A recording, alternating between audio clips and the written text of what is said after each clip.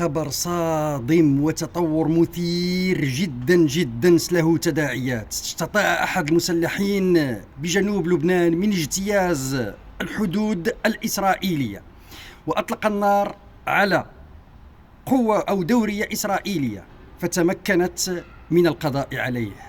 التطور الأخطر هو ما نقلته هيئة البث الإسرائيلية بأن ذلك المسلح ربما معه مسلح ثاني، وتقوم الآن القوات الإسرائيلية والدرونات وكذلك النخبة بالبحث عن هذا المسلح الثاني، مما يجعل بنيامين نتنياهو ورئيس أركانه ووزير دفاعه وقواته في حرج شديد جدا، لأنه يعود بالذكريات إلى أحداث 7 أكتوبر.